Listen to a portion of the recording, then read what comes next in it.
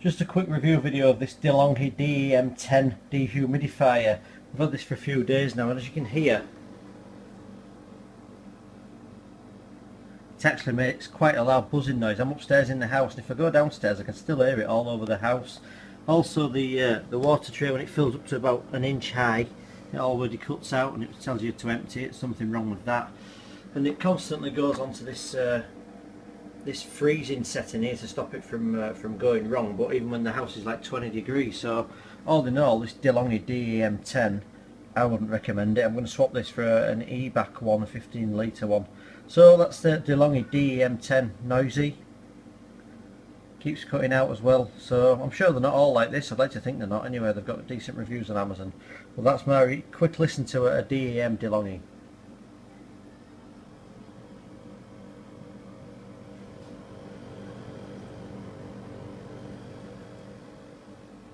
Not the quietest dehumidifier. We hope this short review was helpful. If you'd like to find out more, click the link below this video now.